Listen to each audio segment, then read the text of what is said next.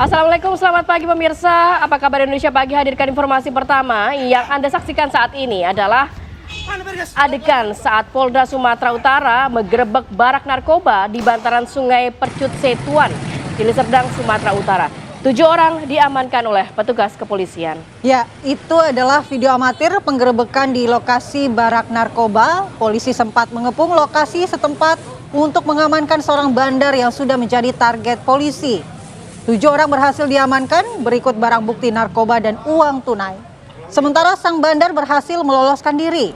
Mereka yang berhasil diamankan masih menjalani pemeriksaan pihak kepolisian.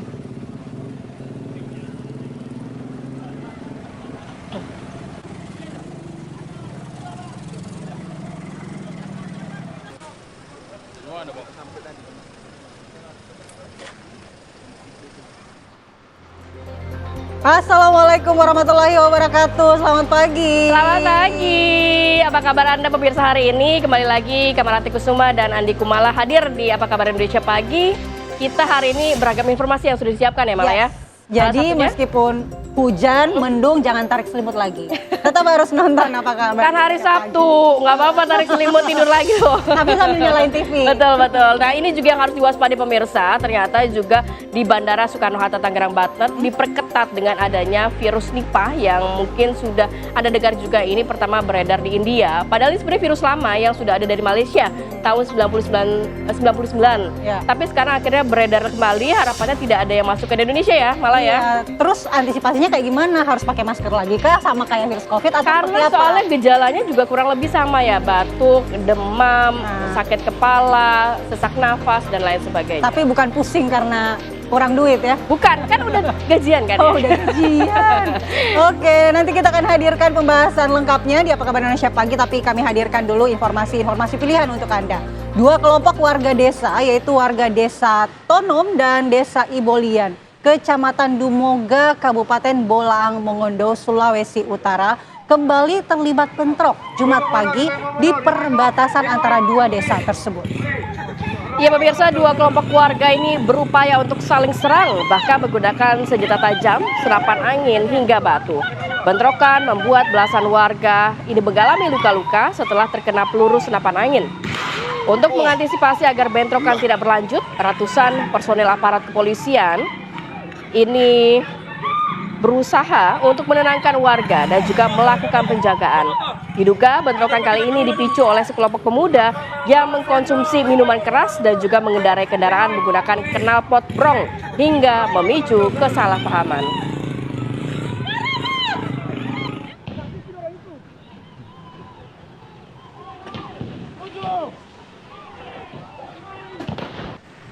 Izin Komandan. Kita bergeser ke informasi selanjutnya pemirsa. Banjir di Kecamatan Pananukan, Subang, Jawa Barat ini meluas dan Sungai Cipunagara meluap hingga merendam ribuan rumah. Kolong jembatan pun penuh sesak oleh para pengungsi. Sungai Cipunagara yang berada di Kecamatan Pamanukan, Subang, Jawa Barat meluap dan merendam permukiman warga yang berada di bantaran sungai. Ketinggian air mencapai 50 cm. Kondisi ini terjadi sejak Jumat dini hari setelah hujan deras mengguyur wilayah Subang Pantura, Subang Tengah, dan Subang Selatan. Selain itu diperparah dengan kiriman dari wilayah Purwakarta. Akibat banjir yang meluas, warga Pamanukan mengungsi ke berbagai posko pengungsian seperti di kolong jembatan. Selain itu warga juga mengungsi di balai desa, masjid hingga posko pengungsian di kecamatan. Warga khawatir banjir akan kian meluas karena cuaca buruk masih melanda Subang. Saat ini 8 kecamatan di Kabupaten Subang terdampak banjir. Tapi cukup prihatin juga ya melihat pengungsi ada di bawah kolong jembatan. Ya, karena tidak ada tempat lagi mungkin untuk mengungsi ya, karena sejumlah wilayah mengalami banjir. Setelah 2 pekan banjir di desa Karangligar, Karawang semakin meluas. Seperti yang Anda saksikan di layar kaca Anda, ini pantauan dari udara. Warga yang mengungsi pun terpaksa pindah karena tempat pengungsian turut kebanjiran. Semakin meluasnya banjir pemirsa membuat 2 dusun, yaitu Dusun Kampek dan Dusun Pangasingan, Karawang, Jawa Barat terkepung air banjir. Ketinggian banjir mencapai 3 meter. Debit air yang terus bertambah mengakibatkan ribuan rumah terendam Sejumlah rumah warga ini nyaris tenggelam. Hanya terlihat bagian atap rumah saja dan tim SAR gabungan terus melakukan evakuasi warga yang rumahnya masih terdampak banjir.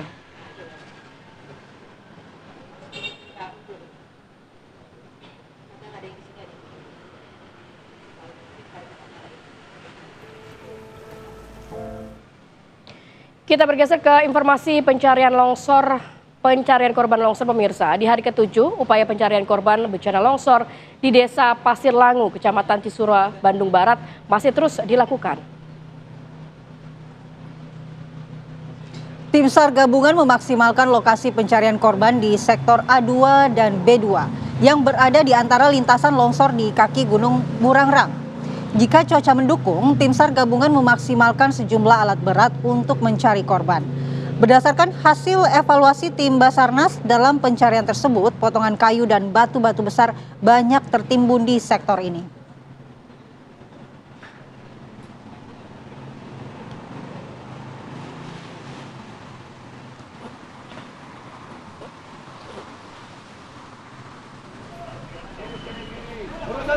Sementara itu, hari ke-7 pencarian korban longsor Cisarua, Pos DVI Polda Jawa Barat menerima 2 kantung jenazah korban bencana longsor.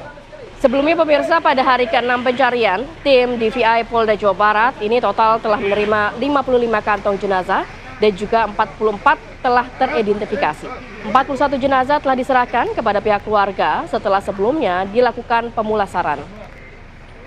Jumat pada kemarin, proses pencarian ini masih terus dilakukan oleh tim SAR gabungan.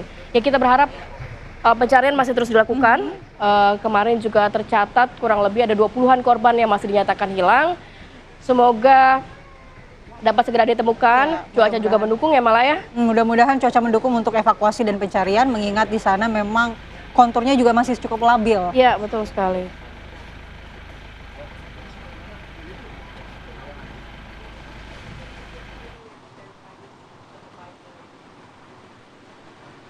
Bergeser ke informasi selanjutnya, ada seorang ibu dan anak menjadi korban dalam peristiwa yang diduga perampokan di Boyolali, Jawa Tengah. Jadi pemirsa, sang anak yang berusia 6 tahun ini ditemukan tidak bernyawa di kamar mandi. Sementara sang ibu ini terluka parah. Kehebohan terjadi di Karanggede, Boyolali. Warga berbondong-bondong mendatangi rumah seorang juragan sate yang diduga didatangi perampok. Peristiwa ini terjadi pada Kamis sore, pemirsa. Kepolisian segera datang ke lokasi kejadian dan mendapati seorang perempuan dan anak berusia 6 tahun menjadi korban. Sang anak meninggal dunia dan jasadnya ditemukan di kamar mandi. Sementara sang ibu terluka parah dan segera dibawa ke rumah sakit. Polisi melakukan olah tempat kejadian perkara dan memasang garis polisi di lokasi kejadian. Menurut kakak korban, Ngatirin menjelaskan peristiwa terjadi pada Kamis sore setelah korban menelpon kerabat meminta tolong. Hingga kini penyelidikan kepolisian masih berlangsung untuk mengungkap peristiwa yang diduga perampokan ini. Cukup sadis ya aksi perampokan di Boyolali ini dan sempat menghebohkan warga sekitar sehingga mereka kemudian berkumpul dan penasaran di lokasi kejadian. Semoga dapat segera terungkap oleh pihak kepolisian ya siapa para pelaku dari yang dugaan perampokan sekaligus pembunuhan ini. Iya. Informasi lainnya, Polda Daerah Istimewa Yogyakarta secara resmi telah menonaktifkan Kapolresta Sleman. Ini dengan terkait pada saat proses penonaktifan dilakukan dengan serah terima jabatan pada Jumat siang. Penonaktifkan ini berdasarkan rekomendasi hasil audit dengan tujuan tertentu yang dilakukan Inspektorat Pengawasan Daerah Polda DIY. Dalam audit tersebut ditemukan pelanggaran terkait pengawasan yang tidak dilakukan Kapolresta Sleman. Akibatnya terjadi kegaduhan di masyarakat yang berdampak pada menurunnya citra Polri. Penonaktifan dilakukan guna memudahkan pengawasan internal, melakukan pemeriksaan yang masih terus berlanjut. Kapolda DIY Irjen Anggoro Soekartono kemudian menunjuk Direktur Reserse Narkoba Polda DIY Kombes Pol Rudi Yulianto sebagai pelaksana harian Kapolresta Sleman.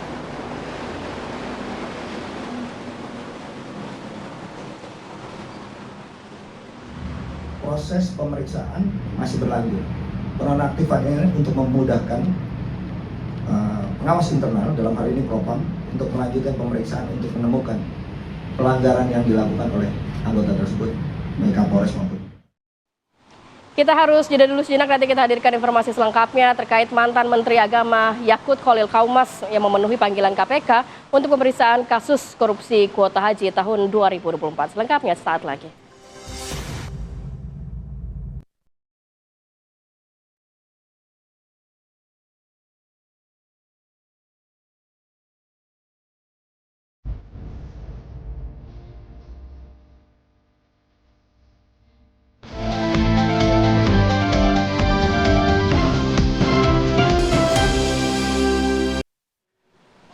Kembali di Apa Kabar Indonesia Pagi, pemirsa, mantan Menteri Agama Yakut Khalil Qaumas memenuhi panggilan KPK untuk pemeriksaan kasus korupsi kuota haji tahun 2024. Pemirsa, Yakut datang dengan didampingi kuasa hukumnya. Sebelum masuk ke dalam gedung KPK, Yakut mengatakan jika ia diperiksa sebagai saksi untuk memberikan kesaksian atas Isfah Abidal Aziz, dan Yakut sendiri sebelumnya sudah ditetapkan sebagai tersangka pada 9 Januari 2026 lalu.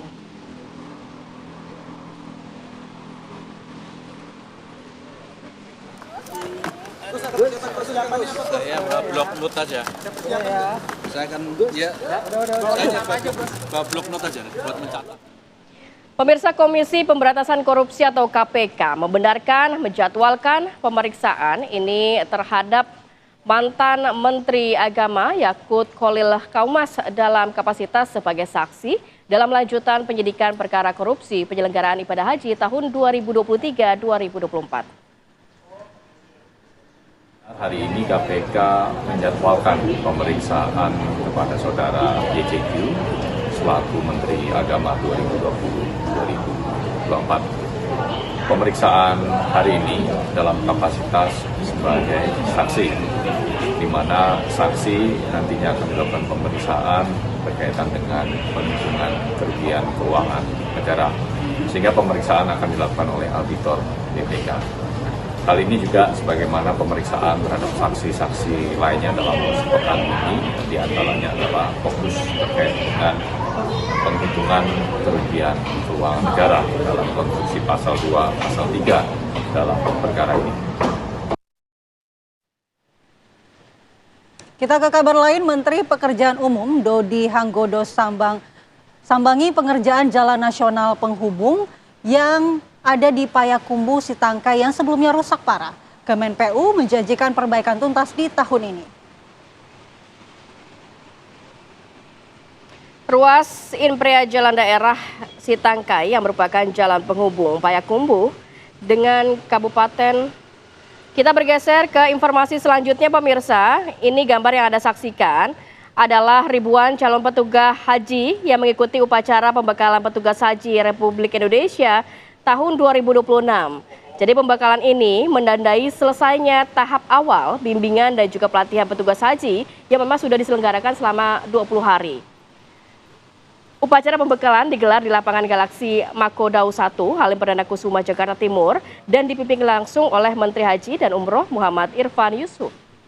Ya, menurut Menteri Haji dan Umroh, tahap tatap muka telah selesai. Para calon petugas masih akan mengikuti pelatihan lanjutan selama 10 hari secara daring.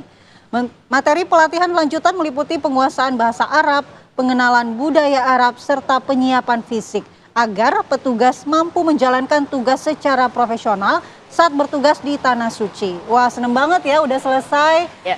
Selama 20 hari pelatihannya, karena ada rekan-rekan kita juga yang di sana. Betul, ada 2 orang rekan kita, dan nantinya setelah pelatihan 20 hari ini sudah selesai, nanti tahap selanjutnya akan dilakukan secara daring selama 10 hari malah. Kirain setelah selesai ini langsung lancar bahasa Arab, nanti pas Insya ketemu Allah, kita pasti. ahlan wa sahlan. Karena kan memang setelah ini juga kurang lebih 40 hari akan berada di wilayah Madinah dan juga Benar. Mekah.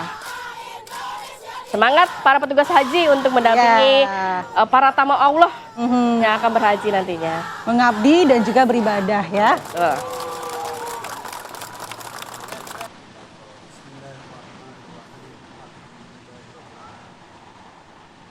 Ya, kita bergeser ke informasi selanjutnya. Menteri Pekerjaan Umum Dodi Hanggodo menyambangi pengerjaan Jalan Nasional Penghubung di Payakumbuh Sitangkai yang sebelumnya ini mengalami rusak parah, dan Kementerian PU akan menjanjikan perbaikan tuntas pada tahun 2026.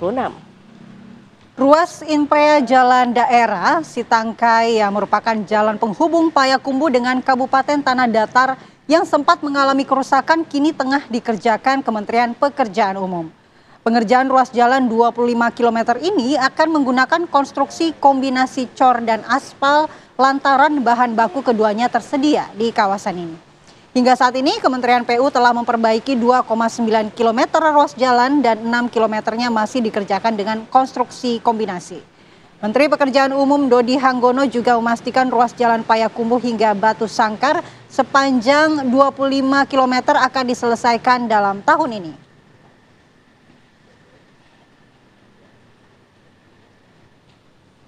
Kita kerjakan di 2026. Kita terusan dari arah Payakumbuh. Payakumbuh Sitangkai.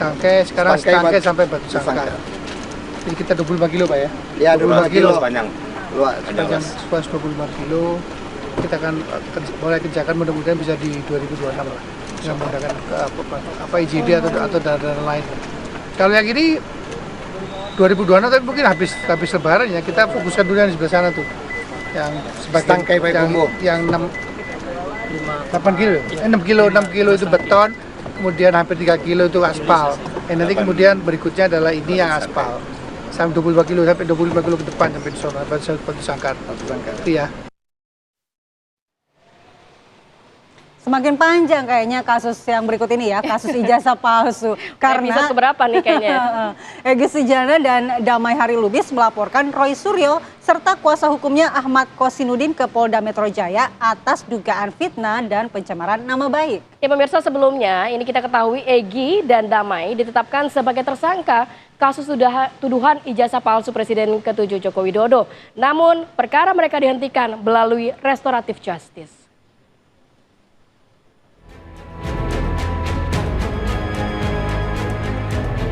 Polda Metro Jaya membenarkan adanya laporan Egy Sujana dan Damai Hari Lubis yang melaporkan Roy Suryo serta kuasa hukumnya Ahmad Kosinudin. Laporan itu diterima pada Minggu 25 Januari 2026. Laporan pertama diajukan oleh Damai Hari Lubis dan laporan kedua oleh Egy Sujana. Menurut Kabid Humas Polda Metro Jaya, Kombes Budi Hermanto, pelapor merasa nama baik mereka dirugikan oleh pernyataan Roy Suryo serta kuasa hukumnya Ahmad Kosinudin di media. Telah menerima laporan dari dua orang. Laporan pertama dari Profesor Egy Sujana melaporkan terlapornya adalah Pak Roy Suryo dan Ahmad Kosinudin. Adapun laporan ini tentang pencemaran nama baik ataupun fitnah ataupun pencemaran nama baik melalui media elektronik. Yang kedua, laporan dari Pak Damai Hari Lubis melaporkan Ahmad Kosinudin. Sama, pasal yang dilanggar juga adalah pasal 433, 434 serta Undang-Undang ITE. Sebelumnya, Egy Sujana dan Damai Hari Lubis adalah satu tim dalam tim pembela ulama dan aktivis yang menuduh ijazah palsu milik Presiden ke-7 Joko Widodo. Namun, Egy Sujana dan Damai Hari Lubis kini pecah kongsi dengan Roy Suryo CS setelah Egy dan Damai menemui Joko Widodo di kediamannya di Karanganyar, Surakarta, Jawa Tengah pada 8 Januari lalu. Tim TV One mengabarkan.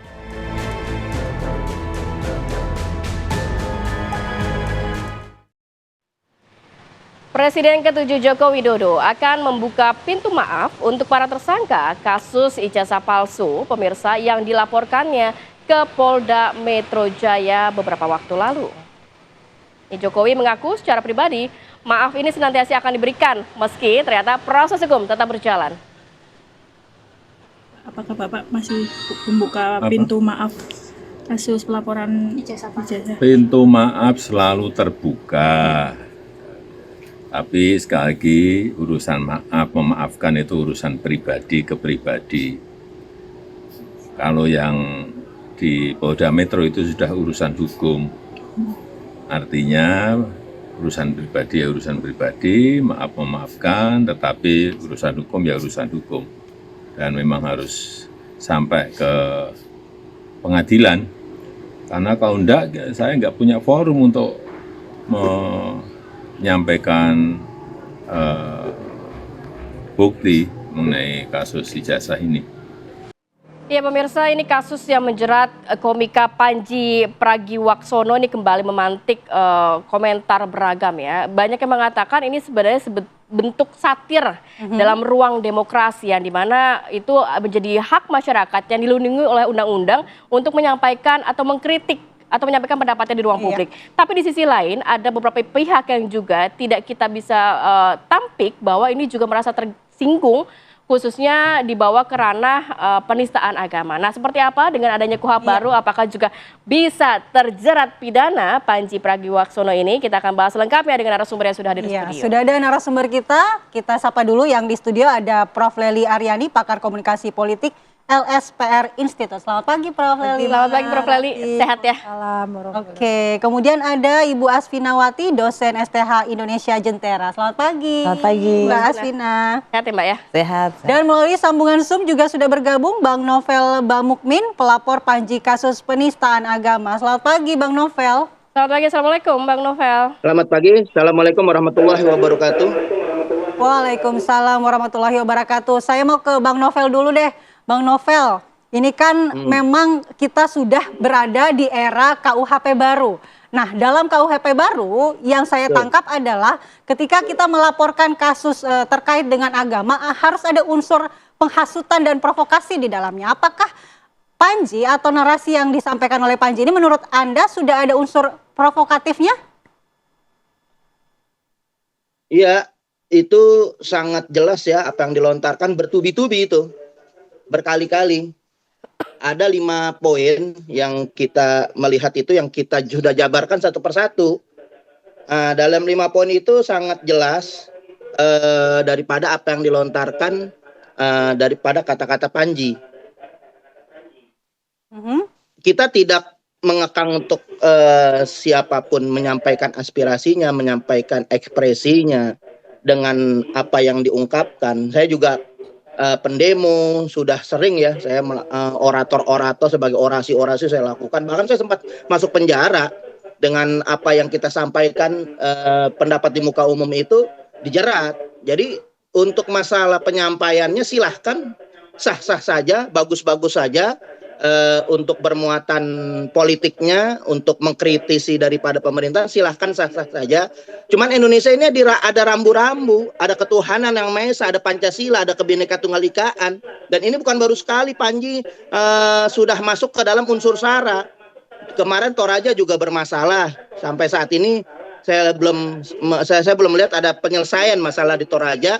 Kemudian disambung dengan ungkapan-ungkapan yang bernada SARA juga masuk dalam ranah agama gitu. Nah, ini yang betul-betul menyinggung perasaan umat Islam sehingga banyak laporan, banyak gejolak-gejolak di masyarakat. Karena ini sangat sensitif, hal SARA ini sangat sensitif gitu. Silahkan menyampaikan aspirasinya, tapi tolong masih banyak bahan lawakan candaan yang lain, jangan agama dibuat candaan. Sama saja menistakan Pancasila, karena Indonesia ini nggak bisa dilepaskan dengan Pancasila, ketuhanan yang Maha Esa. Unsur ketuhanan yang Maha Esa apapun, itu agama apapun jangan disinggung. Pemimpin itu dalam beberapa agama itu punya kriterianya. Masing-masing punya kriterianya untuk memilih pemimpin. Nah, ketika agama-agama yang lain juga punya kriteria disinggung sebagai hal yang aneh-aneh ketika milih pemimpin, ini sangat berbahaya. Sangat menyinggung. Bukan lagi masalah ajaran Islam, akan tetapi ini sudah menyinggung perasaan umat. Dan ini harus menjadi pelajaran untuk mereka komika, stand up komedi, untuk bisa menyampaikan daripada aspirasinya, jangan menyinggung-nyinggung masalah SARA. Ini sangat sensitif. Nah, kan saya laporkan biar ini cepat diselesaikan, jangan berlarut-larut di masyarakat. Ingat, Ade Armando itu nggak diselesaikan. Akhirnya apa? Digebukin di jalanan. Maka saya menyelamatkan supaya ini segera diselesaikan. Kalau memang harus diberikan sanksi hukum, diberikan sanksi hukum. Nanti ada putusan MUI juga yang akan menyampaikan bahwa ada beberapa kata-kata yang menyinggung perasaan umat Islam itu nanti sebagai laporan itu kan dihadirkan. Ada saksi ahli agama, saksi ahli ITE, saksi ahli bahasa, saksi ahli pidana, itu harus dihadirkan supaya segera permasalahan ini diselesaikan, jangan berlarut-larut. Sudah cukup Indonesia ini dibuat gaduh dengan masalah-masalah. Dan kita nggak pernah diskriminasi terhadap ini. Siapapun saya laporkan. Ahok saya yang laporkan. Pertama yang saya pelapor pertama Ahok. Sukmawati 2 kali saya laporkan. Begitu juga ada Victor Leskodat, ada Ade Armando, ada Abu Janda. Ini Indonesia ketika zaman Jokowi kita melihat 10 tahun itu surga buat penista agama, tidak ada sanksi yang membuat mereka jerah. Akhirnya timbul lagi Panji yang sampai saat ini melakukan hal yang sama begitu. Oke, baik. Saya bergeser ke Prof. Lely. Kalau tadi dikatakan bahwa ya oke lah, kita memang ini sebagai bentuk satir, kritikan di ruang demokrasi. Tapi di sisi lain mungkin ada yang tersinggung. Ini masuk ke dalam masalah agama. Kalau Prof. Lely melihatnya sendiri, apakah sebenarnya ini bentuk apa ya? Bentuk persempitnya ruang demokrasi kita, atau sebenarnya bisa dilihat juga bahwa ya mungkin konten yang disampaikan Panji ini memang sudah masuk ke ranah penistaan agama. Pertama, memang kita harus menyadari bahwa setiap kita itu adalah makhluk pendongeng. Rati sama Mala ketika menyampaikan narasi di luar teks yang ada di layar misalnya, kemudian mencoba mengimprovisasi. Itu adalah bagian dari upaya kita menjadi pendongeng tadi. Namun di dalam narasi yang dibangun itu memang ada namanya fidelisme naratif. Nah, fidelisme naratif itu sejauh mana seseorang menyampaikan sebuah cerita gitu, baik yang berkaitan dengan agama, budaya, ekonomi, politik dan sebagainya, yang merasakan sesuatu itu nyata dalam kehidupannya sehari-hari. Kalau saya membuka-buka videonya Panji, saya kira apa yang dia sampaikan itu banyak sebenarnya sudah disampaikan oleh penceramah juga, orang lain juga gitu kan. Tapi mungkin salah satu kesalahan Panji itu dia bukan ahlinya gitu ketika dia menyinggung soal agama. Nah, dalam teori semiotik juga kan dikenal namanya denotatif, konotatif, dan mitos gitu kan. Misalnya soal ada pesawat gitu yang sejauh mana Mala sama Rati misalnya pernah naik berbagai macam pesawat. Bahkan kita mencoba di satu pesawat itu kan ada yang di dalam lacinya itu ditaruh berbagai doa dari berbagai agama dan sebagainya. Sehingga ada anak itu juga mengatakan kalau mau naik pesawat itu kalau nggak mau cepat ke neraka baca tuh doa-doanya dan sebagainya, atau sampai akhirat dan sebagainya. Artinya menurut saya kalau itu ada merasa tersinggung, kalau saya Panji kan Islam nih, saya juga Islam, saya nggak merasa tersinggung gitu, karena yang pernah dia sampaikan tuh saya pernah dengar dari baik ustadz maupun di kelas juga secara lucu-lucuan. Cuma yang berbeda itu dia stand up comedy ini kan gaya baru dalam bertutur, dalam komedi. Kalau dulu lawakan ada Sri Mulat yang juga dicekal dengan narasinya, Iwan Fals dengan lagu-lagunya. Bahkan dulu Gurindam 12, penyair-penyair kita semua menyampaikan kritik. Iya, mungkin sesuai dengan perkembangan teknologi, kebebasan. Sejak reformasi kan kebebasan itu dibuka seluas-luasnya. Dulu juga anggota DPR nggak bisa ngomong, di zaman Orde Baru tiba-tiba bisa ngomong. Mereka juga bisa mengkritik dan dikritik. Nah, mungkin ini adalah wadah bagi kebebasan berekspresi bagi Panji, wadah juga bagi kebebasan masyarakat yang tersinggung untuk mengadukan hal itu. Prof, kira-kira kegaduhan ini timbul karena kesalahan pengemasan narasi oleh Panji atau memang karena multitafsirnya sebuah narasi itu dipersepsikan oleh publik? Begitu tadi, yang benar adalah makanya hedonismenya yang terjadi itu adalah sejauh mana itu sesuai dengan kenyataan. Beberapa sesuai kenyataan menurut saya kan, tapi penafsiran yang berbeda, tiap orang punya isi kepala yang berbeda. Nah, kelompok yang merasa kalau dia temennya Panji nggak bakal tersinggung dia gitu kan. Tapi karena positioning orang yang berbeda, lalu kemudian saya bilang tadi saya Muslim, Panji juga saya dengerin bener satu narasi demi satu narasi supaya kita makin memahami. Mungkin anak muda pingin punya wadah ekspresi, tapi kalau dia punya kesalahan dipanggil saja. Ini nggak bagus untuk kalian nyatakan, ini bukan wilayahmu, bukan ahlinya. Mas Pi, kita bergeser kalau berbicara mengenai pihak kepolisian pasti terus akan meneruskan laporan-laporan yang masuk ya. Saat ini kan di tahap lidik atau penyelidikan, sejumlah saksi juga sudah dimintai keterangan. Tapi kalau kita berbicara mengenai, kan sudah ada pergeseran KUHP baru nih. Apakah memang pasal-pasal seperti pasal 300, 240 dan lain sebagainya bisa menjerat Panji nantinya? Ya, jadi saya sih paham ada orang tersinggung gitu ya. Tapi apakah tersinggung harus diselesaikan dengan hukum? Nah, itu yang berbeda. Karena dia bisa diselesaikan dengan cara sosial gitu ya. Dengan saling mengkritik, dengan saling protes. Nah, kalau kita lihat pasal 622 KUHP baru, itu mengatakan ada yang dicabut dan dinyatakan tidak berlaku. Apa itu? Salah satunya pasal 4 PNPS 165 tentang pencegahan penyalahgunaan dan atau penodaan agama. Apa sih pasal 4 itu? Pasal 4 itu bilang begini, di dalam KUHP dimasukkan pasal 156A itu.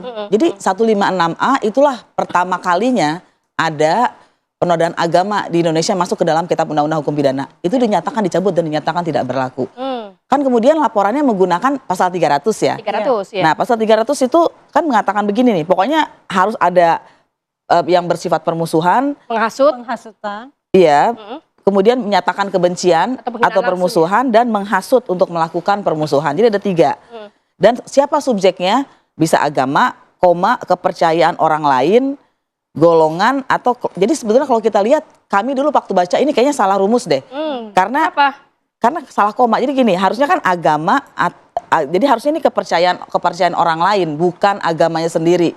Agama, kepercayaan orang lain, golongan. Jadi kalau kita lihat secara utuh ini kayak ada yang salah dan kemudian itu diperbaiki dengan Undang-Undang 1 2026 tentang penyesuaian pidana yang mengatakan pasal 300 ini tetap sama atasnya yang bersifat permusuhan, kebencian. Tapi yang berbeda? Yang berbeda adalah bukan lagi terhadap agama, kepercayaan orang lain, tapi terhadap orang lain, golongan, kelompok atas dasar agama atau kepercayaan. Kalau boleh ditangkap oleh masyarakat awam yang mungkin tidak mengerti hukum, itu maksudnya seperti apa nantinya? Oke, jadi gini, misalnya kalau ada orang bilang begini, ini umat Islam ini teroris, itu kan artinya akan mencelakakan orang yang beragama Islam. Kenapa? Dia bisa kena serangan, dianggap teroris, dia bisa mengalami kekerasan atau mengalami diskriminasi, dihalang-halangi masuk ke suatu tempat, suatu negara.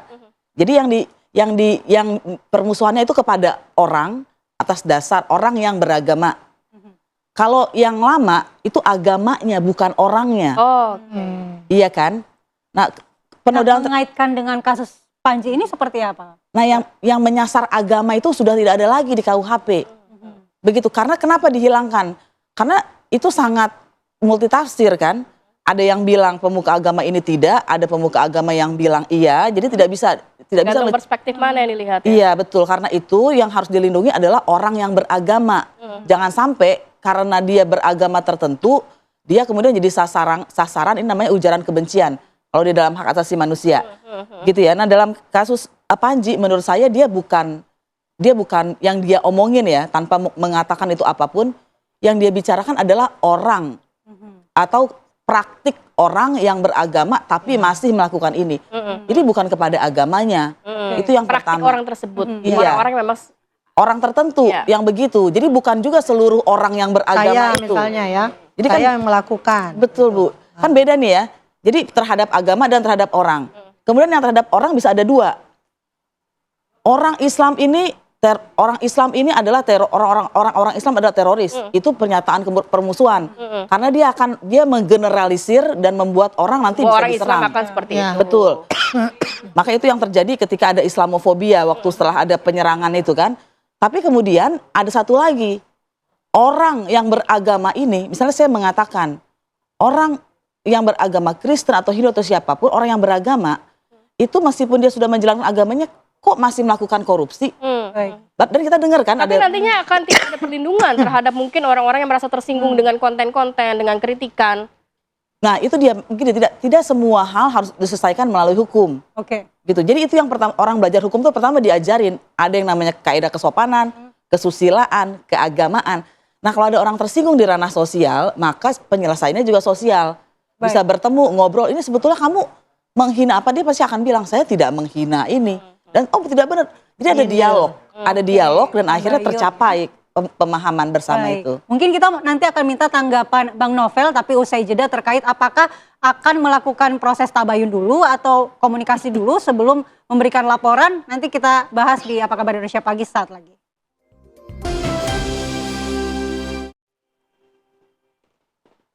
Kita lanjutkan dialog, saya mau ke Bang Novel. Bang Novel, kalau kita dengarkan penjelasan dari Mbak Asvin tadi, sebenarnya harusnya jika ada ketersinggungan atau reaksi sosial dari apa yang disampaikan Panji, diselesaikan dulu dengan membuka dialog atau komunikasi sebelum mungkin membawanya ke ranah hukum. Apakah sudah ada proses itu terlebih dahulu dari pihak Anda?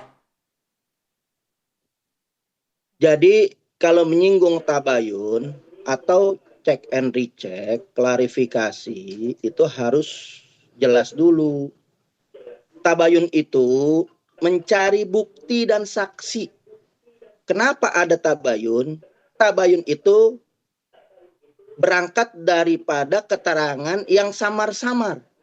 Ada orang mengatakan ini, mengatakan itu, konon katanya gitu, itu kita kejar kepada orang itu, kita bertemu untuk kita menanyakan apa maksudnya, apa benar apa yang dikatakan seperti itu, kemudian apa maksudnya, itu tabayun.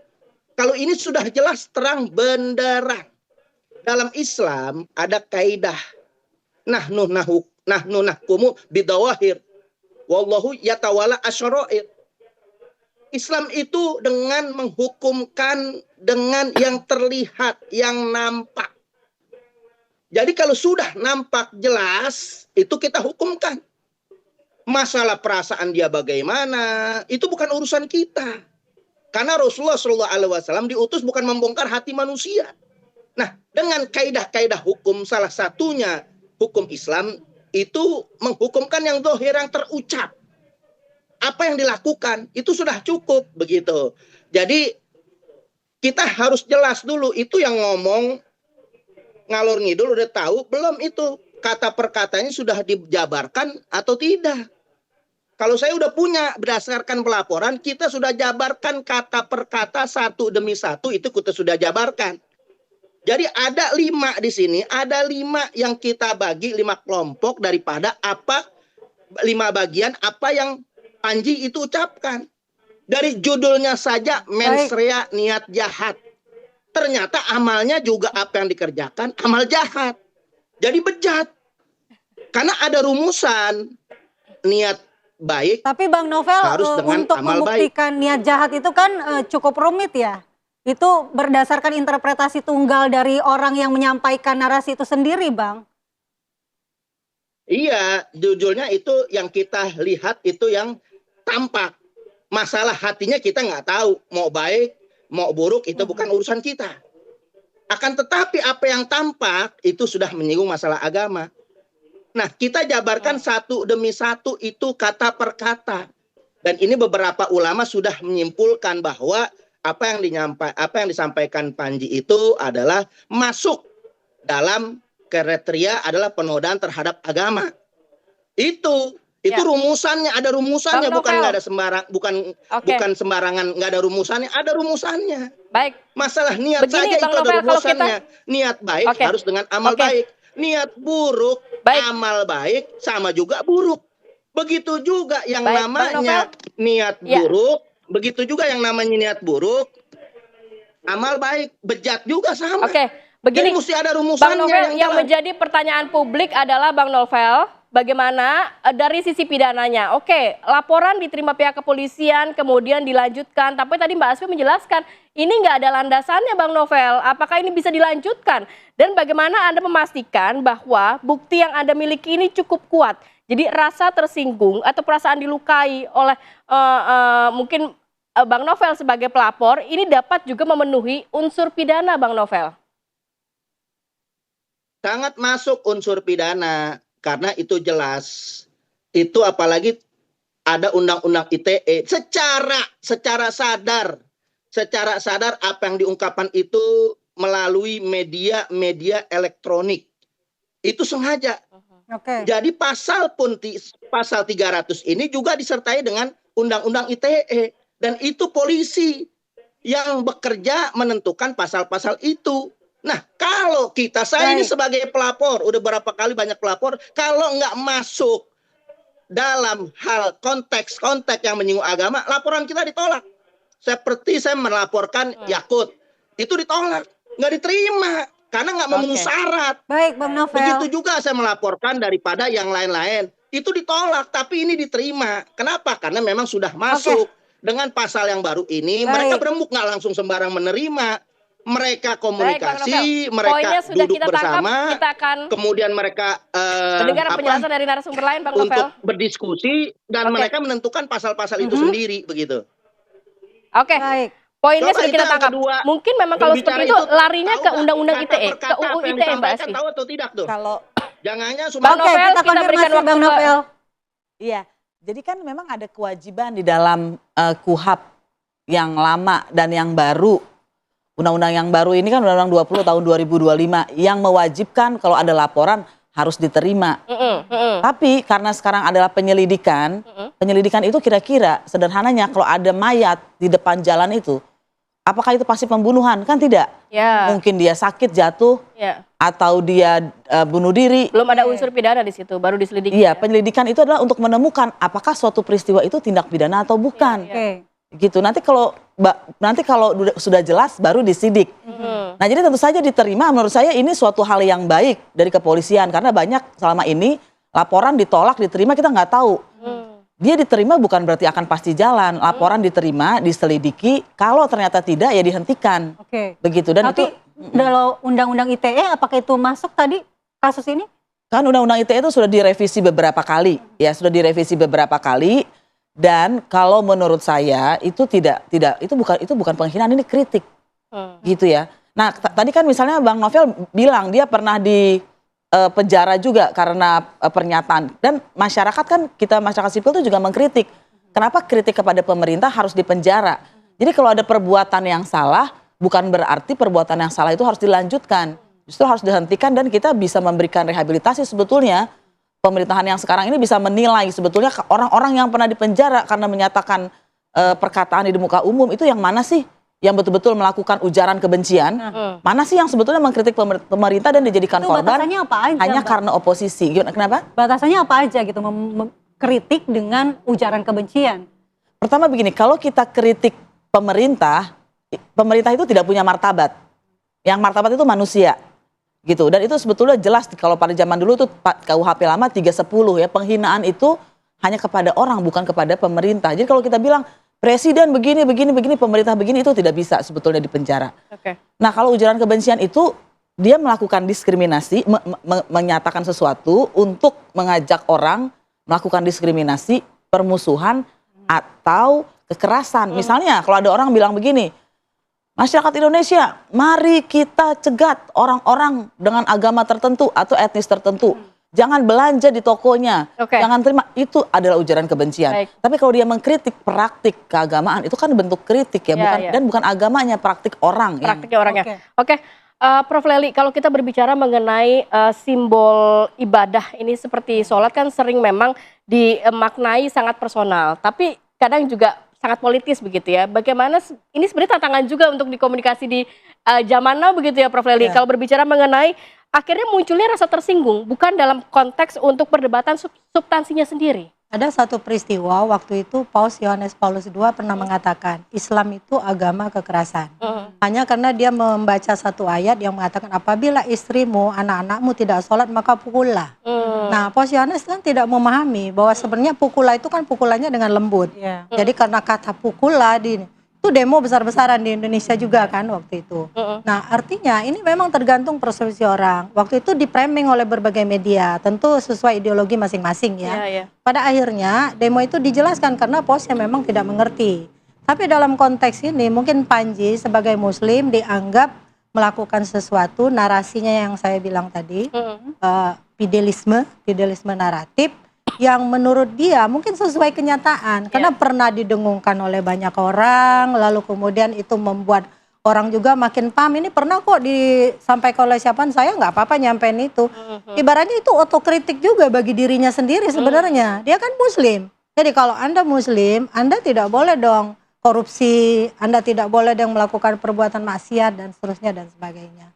Jadi intinya apapun yang dilakukan oleh Panji, kalau memang bisa, malah tadi bilang istilahnya tabayun, tokoh-tokoh agama tarik Panji. Sehingga nanti ke depan narasi dalam yang dia lakukan itu memang membuat konten-konten ada nada agama tapi benar-benar mengingatkan. Kalau menurut saya sebatas ini masih bukan mengingatkan orang, bukan memojokkan menurut saya. Baik, terima kasih Prof. Lely, Mbak Asvina terima kasih, dan juga Bang Novel terima kasih sudah bergabung di Apa Kabar Indonesia Pagi. Harapannya nanti ini ada kejelasan ya, apakah pidananya ini bisa dilanjutkan dan mungkin polisi tetap menerima untuk melakukan penyelidikan terlebih dahulu. Dalam jumpa pers yang digelar di Mapolres Metro Jakarta Selatan Jumat petang, turut hadir dari Kementerian Kesehatan, Puslap Formabes Polri, Dit Narkoba Polda Metro Jaya, serta dokter yang menangani kematian Lula Lava. Kasat Reskrim Polres Metro Jakarta Selatan AKBP Iskandar Syah mengungkapkan bahwa penyelidikan kematian selebgram Lula Lava dilakukan mulai dari pemeriksaan CCTV untuk melihat aktivitas yang bersangkutan sebelum meninggal dunia. Dalam rekaman CCTV yang ditampilkan, tidak terlihat adanya tanda-tanda yang mencurigakan. Lula terlihat beberapa kali ditemani oleh asisten rumah tangganya, baik di dalam apartemen maupun saat keluar apartemen. Pada hari kejadian, asisten yang curiga karena tidak dihubungi Lula, kemudian berusaha mendatangi kamarnya. Namun kondisi kamar apartemen dalam keadaan terkunci. Asisten tersebut kemudian menghubungi keamanan apartemen dan pihak manajemen untuk membuka kamar tersebut. Namun Lula ditemukan sudah meninggal dunia di atas tempat tidur dalam keadaan kaku. Asisten Lula kemudian menghubungi pacar dari Lula, Reza Arab, dan seorang dokter pribadi untuk mengecek kondisi Lula.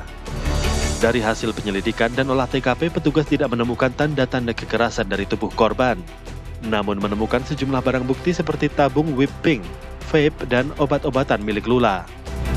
Meskipun demikian, karena pihak keluarga menolak untuk dilakukan autopsi, maka kepolisian tidak melanjutkan kasus tersebut. Saudari LL ini bertemu dengan seseorang dan siapa? Aktivitas itu dimulai pada awalnya di mana di sini saudari V, saudari VA di sini di dalam lift. Yang dalam lingkaran adalah saudari LL bersama rekannya, saudari VA masuk ke dalam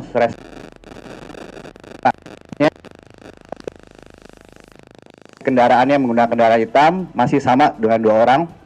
Lanjut, unit apartemen miliknya dan masih bersama orang yang sama, saudari PA di sini menuju ke lantai tempat saudari ada. Kita sudah melihat rekam medis dan bukti pembayaran rumah sakit saudari LL. Saudari LL di sini sudah hadir bersama dengan tim dokter dari saudari C yang mencoba untuk menghubungi dokter kenalan dari saudari C. Dan alhamdulillah dokter juga sudah hadir di sini, Fatmawati, yang dimana sudah kita mintakan keterangan juga klarifikasinya. Isi saudari LL ini meninggal dunia dengan kehabisan nafas dan tidak ada tanda-tanda penganiayaan atau kekerasan. Kita tidak bisa menjawab akibat apa kematian, kita tidak bisa menyimpulkan karena tidak dilakukan otopsi. Tadi kalau mendengar penjelasan Kasat Reskrim bahwa pihak keluarga tidak berkenan untuk dilakukan otopsi karena tidak ditemukan tanda-tanda kekerasan ataupun penganiayaan. Sehingga perkara ini, peristiwa ini oleh Satreskrim Polres Metro Jakarta Selatan dinyatakan dihentikan karena tidak ditemukannya tindak pidana dan perbuatan melawan hukum. Dari Jakarta, Robin Freddy, TV One mengabarkan.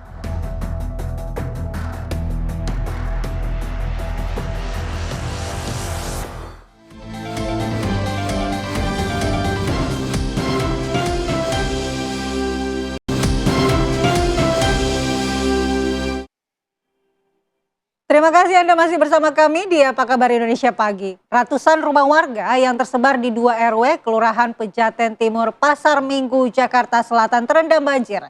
Ketinggian air mencapai 260 cm memaksa sejumlah warga mengungsi.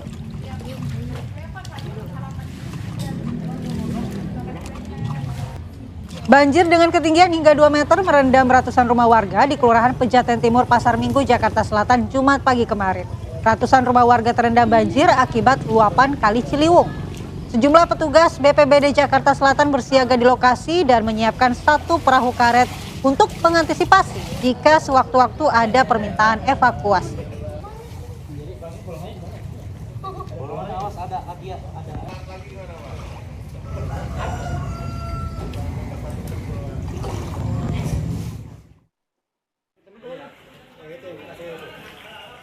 Ya, setelah sempat surut pada Kamis sore, permukiman warga di Margahayu ini kembali banjir hingga 1 meter. Banjir disebabkan luapan Kali Bekasi akibat kiriman air dari hulu. Banjir kembali merendam permukiman warga di Gang Mawar, Margahayu, Bekasi Timur, Kota Bekasi pada Jumat pagi. Ketinggian air bahkan mencapai 1,5 meter. Banjir disebabkan luapan Kali Bekasi akibat kiriman air dari hulu. Warga mengaku pada Kamis kemarin banjir sudah surut dan warga sudah membersihkan rumah. Namun Jumat dini hari air Kali Bekasi meluap dan limpas ke permukiman warga.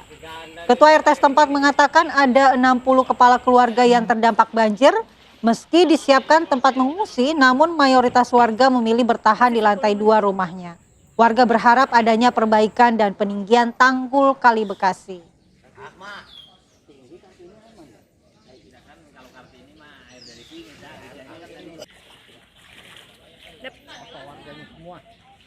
Kemarin-kemarin kan Rati ada normalisasi kali ya untuk mengurangi banjir. Nah, apakah normalisasi masih terus dilakukan dan sudah adakah dampaknya terhadap ketinggian air pada hari ini? Kita akan tanyakan ke rekan-rekan kita. Ada Margareta Novita di Kali Cakung, Jakarta, dan juga ada Suryo Daryono di Bekasi, Jawa Barat di lokasi banjir. Pertama kita tanyakan ke Margareta Novita. Margaret, hari ini apakah di sana masih dilakukan normalisasi?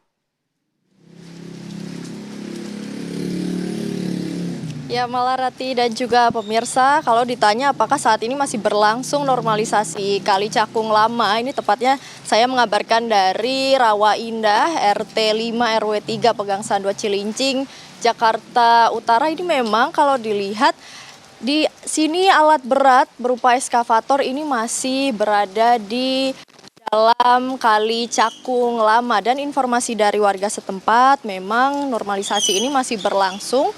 Namun kemarin sempat terhenti sekitar 1 hingga 2 hari pemirsa, karena di wilayah ini sendiri pun terendam banjir. Nah, banjirnya itu cukup tinggi ya pemirsa, dari 25 cm hingga 60 cm. Dan memang dari penuturan warga sekitar, eskavator ataupun alat berat ini memang sedang difungsikan menunggu surutnya banjir. Pun untuk pengoperasiannya sendiri ini biasanya dimulai pada pukul 9 hingga sore, dan adapun material yang diangkat ini berupa sedimentasi di Kali Cakung, karena banyak warga yang mengeluhkan Kali Cakung, dan dari Pemprov DKI Jakarta sendiri memprioritaskan salah satunya Kali Cakung Lama untuk dilakukan normalisasi. Nah, sedimentasi yang diangkat ini apa saja, malah dan juga tentu saja lumpur-lumpur yang mengendap. Kemudian juga sampah-sampah. Nih kalau Anda lihat di layar kaca Anda ya pemirsa, masih banyak sekali sampah-sampah yang bisa kami temui di area bahkan di dalam Kali Cakung Lama. Yang bisa saya lihat ini merupakan sampah-sampah seperti sampah dedaunan organik, kemudian juga sampah plastik, bahkan sepertinya di sana ada bola juga nih pemirsa, dan juga banyak sekali sampah-sampah botol styrofoam dan lain sebagainya. Nah, ini dilakukan normalisasi dalam rangka untuk tindakan preventif ataupun menghindari adanya banjir di wilayah sekitar Kali Cakung. Nah, untuk informasi Kali Cakung sendiri ini panjangnya sekitar 8,5 kilo. Dan memang dari Pemprov DKI Jakarta sendiri sudah menerjunkan sekitar 5 alat berat, kemudian juga ada 5 dump truck yang masing-masing bisa mengangkut hingga 5 meter kubik banyaknya sedimentasi di sini. Nah, kemarin juga sempat terjadi banjir di tempat ini. Sebanyak 45 warga ini dari 14 KK ini terdampak, dan kemarin sempat mengungsi ke tempat yang lebih tinggi, tepatnya ada di masjid sekitar area Rawa Indah. Namun untuk saat ini memang mereka sudah dikembalikan ke rumah masing-masing, mereka sudah kembali, sudah bebersih rumah karena air ini surut sejak tengah malam, pukul 12 malam pemirsa, dari penuturan warga, dan mereka langsung membersihkan rumah-rumah mereka, kemudian juga menata sekitar, dan juga saat ini sudah bisa beraktivitas secara normal. Untuk sementara kembali ke studio. Margareta. Terima kasih Margareta Novita atas laporannya dari Kali Cakung Lama. Memang proses normalisasi akan terus dilakukan sampai dengan akhir tahun 2027. Kita akan pantau bagaimana kondisi banjir terkini di Bekasi, Jawa Barat bersama rekan kami Suryo. Selamat pagi. Apakah banjir kalau di belakang Anda terlihat ini masih cukup tinggi? Bagaimana kondisi banjir dan juga kondisi para pengungsi di sana? Baik Siti dan Rati dan juga pemirsa, saat ini saya berada di perumahan Nebraska, Desa Sukamekar, Kecamatan Sukawangi, Kabupaten Bekasi, Jawa Barat akibat curah. Intensitas hujan yang cukup tinggi membuat 2 aliran kali yang berada di Kali Bekasi maupun Kali Cibel meluap ke 9 perumahan di 2 kecamatan, yaitu Kecamatan Sukawangi saya mengabarkan dan Kecamatan Tambun Utara, membuat sejumlah warga yang terdampak mengungsi ke daratan yang lebih tinggi seperti musola, masjid maupun di rumah saudaranya. Saat ini juga kita lihat kondisi banjir jika dibandingkan sejak Sabtu kemarin mencapai 150 cm, namun saat ini saya mengabarkan ketinggian air sudah berangsur surut mulai dari 40 cm hingga 140 cm. Sejumlah warga tetap bertahan untuk mengungsi di tempat daratan yang lebih tinggi. Begitu Siti, laporan dari Bekasi.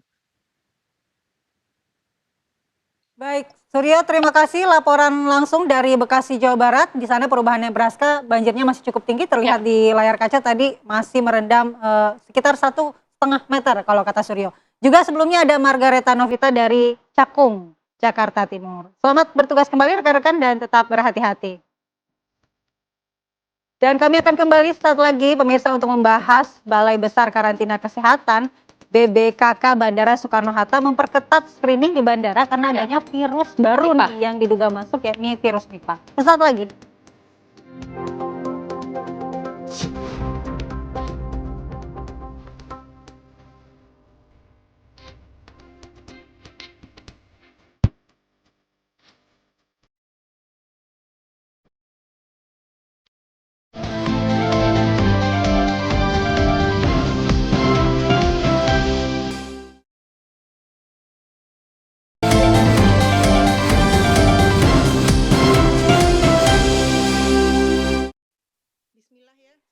Ya, terima kasih pemirsa, Anda masih setia bersama kami. Balai Besar Karantina Kesehatan Bandara Soekarno-Hatta Tangerang, Banten ini terus melakukan memperketat pengecekan dan juga pengawasan terhadap pelaku perjalanan transportasi udara seiring dengan adanya penyebaran virus Nipah. Jadi pengawasan di pintu masuk seperti Bandara Soekarno-Hatta diperketat dengan diberlakukannya screening terhadap wisatawan internasional. Sejumlah alat deteksi seperti thermal scanner, thermal gun disiagakan untuk mengantisipasi penyebaran virus. Jadi penyebaran virus Nipah ini berasal dari India, Nepal, dan juga Thailand, sehingga para pelaku perjalanan dari luar negeri, terutama dari negara-negara tersebut, akan mendapatkan pengawasan ketat. Petugas juga melakukan mapping apabila ditemukan virus Nipah, akan dilakukan pemeriksaan lanjutan. Observasi akan dilakukan di posko kesehatan Balai Besar Karantina karena gejala awal ditandai dengan suhu tinggi, batuk pilek, dan juga kejang. Saya batuk pilek sih, tapi alhamdulillah nggak ada demam. Nggak ada ya, berarti bukan nggak ada kejang Nipah juga. Ya, jangan sampai amit-amit. Amit ya, jangan. Kita mau tahu nih sebenarnya gejala spesifiknya apa gitu ya. Ya, betul. Dan benarkah ini udah ada potensi masuk ke Indonesia? Sudah ada Ibu Widiawati, juru bicara Kemenkes. Selamat pagi, Dokter Widya. Selamat pagi, Mbak Mala, Mbak Ratih. Salam sehat semuanya. Pagi. Salam sehat, Dokter. Dok, kita mau tahu seberapa besar sih tingkat resiko atau urgensi dari virus Nipah ini masuk Indonesia sehingga di Bandara Soekarno-Hatta sampai diperketat pengawasan, Dok? Iya, sampai sejauh ini hingga saat ini belum dilaporkan adanya kasus konfirmasi virus Nipah ini ya Mbak pada manusia di Indonesia. Akan tetapi beberapa penelitian atau publikasi memang kita telah temukan ada temuan virus Nipah.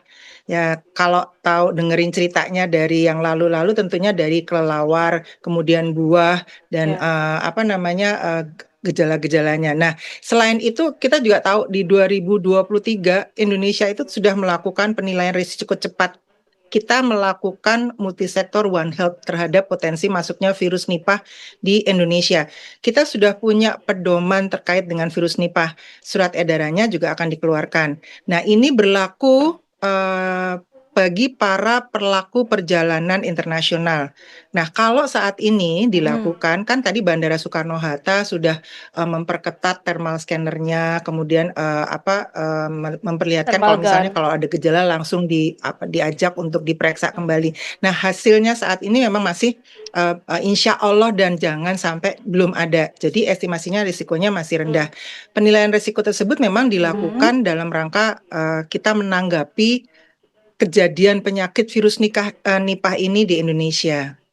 Mudah-mudahan enggak ya Mbak. Jadi masyarakat mungkin kalau ada pemberitaan gini kita tahu bahwa akan terjadi sedikit gundah, sedikit panik, tapi jangan panik. Tetap kembali pada tetap kembali pada hidup sehat, apa yang harus Dokter dilakukan gitu. Tapi kalau mengerti tentang virusnya itu dan gejalanya, pencegahannya memang harus.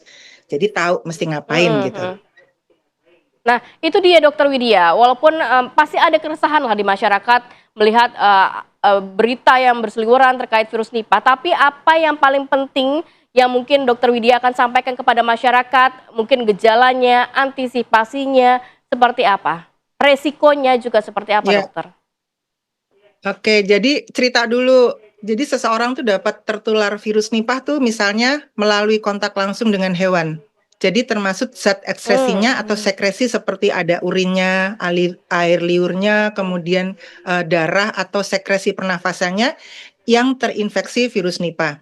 Nah, kemudian ada konsumsi daging mentah dari hewan yang terinfeksi atau produk-produk makanan mentah yang terkontaminasi dengan cairan tubuh dari si hewan yang terinfeksi tadi.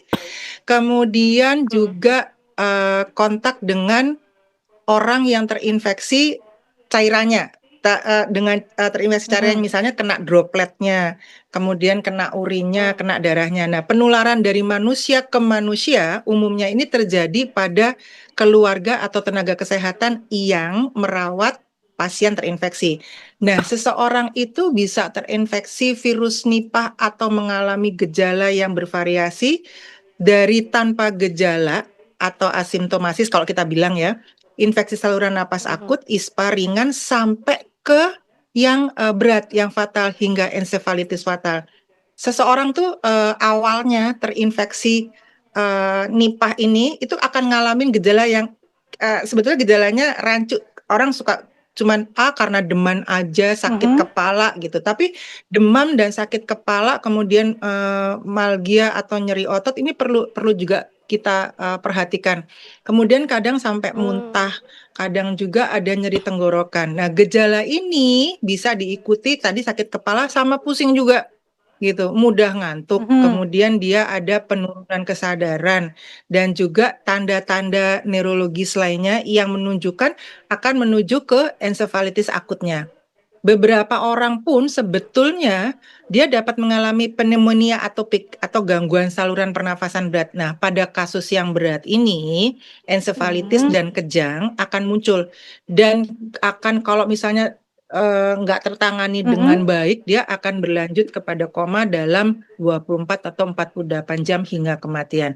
Jadi sebaiknya kalau misalnya karena ininya rancu kan demam apa 1 hari nggak enak, periksa aja deh gitu, konsultasi. Jadi apa nanti hasil konsultasi dengan tenaga kesehatan dokternya mungkin akan mengkonsultasikan untuk ini minum obat ini, istirahat dan segala macam. Jadi ayo kalau ada apa-apa cepat saja untuk diperiksakan sehingga tahu apa yang harus dilakukan supaya tidak menjadi kejadian yang lebih fatal lagi.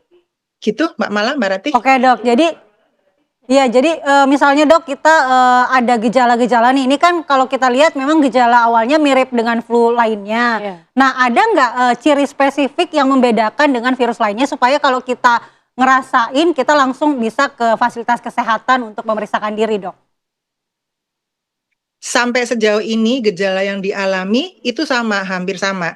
Tapi kalau misalnya itu makin nggak enak dalam 1 hari atau kemudian hari keduanya, lah itu langsung ke bawah aja, periksa aja. Karena gejalanya tadi saya katakan hampir sama. Dia itu demam, sakit kepala, nyeri, muntah, tenggorokan. Nah, sakit tenggorokan gitu, nyeri tenggorokan. Itu kan udah yang namanya sampai muntah sama nyeri tenggorokan itu nggak enak kan. Masa mau diem aja di rumah gitu misalnya. Ayo kita periksa. Tapi mungkin kalau yang rancunya adalah di demam dan sakit kepala, mungkin orang diminumin aja udah hilang. Nah, kuncinya adalah memang sampai saat ini sejauh ini belum ada obat yang pengobatan yang spesifik untuk penyakit si virus Nipahnya ini. Pengobatan itu ditujukan untuk terapi suportifnya dari simptomatik yang tadi, gejalanya demam, dan segala macam. Nah, itu dulu. Yang diturunin. Nah, juga belum ada vaksin yang untuk virus Nipah ini. Tapi tadi ada pengobatan secara sebagai terapi suportif dan simptomatik untuk si gejala-gejala si virus Nipah ini, gitu. Baik, Kembali Dokter lagi, Widya, jangan terima kasih banyak tapi dokter. waspada. Jangan panik. Kalau memang memiliki gejala seperti virus Nipah, lebih baik segera ke fasilitas kesehatan, walaupun tidak dikatakan tidak ada vaksin atau obat spesifik untuk virus Nipah, tapi gejala-gejalanya bisa diobati begitu ya. Terima kasih banyak Dokter Widyawati, juru bicara Kementerian Kesehatan sudah bergabung pada pagi hari ini. Sehat selalu, Assalamualaikum. Waalaikumsalam, salam sehat. Salam sehat dokter. Oke, perbincangan dengan Dokter Widyawati juga harus menutup jumpa kita kali ini. Terus saksikan Apa Kabar Indonesia Pagi 6.30 sampai 8.30 setiap hari. Akhir kata saya Kabaranti Kusuma. Saya Niko Mala, sampai jumpa.